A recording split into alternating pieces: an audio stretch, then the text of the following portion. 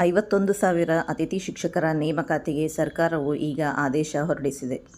ಸರ್ಕಾರಿ ಶಾಲೆಗಳ ಶಿಕ್ಷಕರ ಕೊರತೆ ನೀಗಿಸಲು 2025-26ನೇ ಶೈಕ್ಷಣಿಕ ಸಾಲಿಗೆ ಪ್ರಾಥಮಿಕ ಶಾಲೆಗಳಿಗೆ 40,000 ಮತ್ತು ಪ್ರೌಢಶಾಲೆಗಳಿಗೆ 11,000 ಅತಿಥಿ ಶಿಕ್ಷಕರ ನೇಮಕಕ್ಕೆ ಸರ್ಕಾರವು ಆದೇಶ ಹೊರಡಿಸಿದೆ. ಇದೇ ಮೊದಲ ಬಾರಿಗೆ ಇಷ್ಟು ದೊಡ್ಡ ಸಂಖ್ಯೆಯಲ್ಲಿ ಶಿಕ್ಷಕರನ್ನು ನೇಮಿಸಲಾಗುತ್ತಿದೆ. ಹಿಂದಿನ ವರ್ಷ 43,000 ಶಿಕ್ಷಕರನ್ನು ನೇಮಿಸಿದ್ದೇ ಅತಿ ಹೆಚ್ಚಿನ ಸಂಖ್ಯೆಯಾಗಿತ್ತು. ಮೇ 29ರಿಂದ ಶಾಲೆಗಳು ಪುನರಾರಂಭವಾಗಲಿದೆ.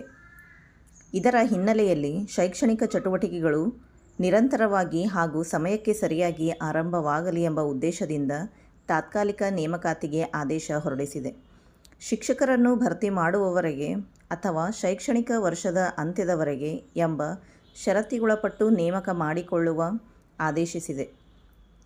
ಈ ವರ್ಷದಿಂದ ಅನ್ವಯವಾಗುವಂತೆ ಪ್ರಾಥಮಿಕ, ಪ್ರೌಢಶಾಲೆ ಮತ್ತು PU ಕಾಲೇಜುಗಳಲ್ಲಿ ಕಾರ್ಯನಿರ್ವಹಿಸುವ ಅತಿಥಿ ಶಿಕ್ಷಕರು ಅಥವಾ ಉಪನ್ಯಾಸಕರಿಗೆ 2,000 ರೂಪಾಯಿ ಗೌರವಧನ ಹೆಚ್ಚಳ ಮಾಡಿ ಸರ್ಕಾರವು ಆದೇಶಿಸಿತ್ತು.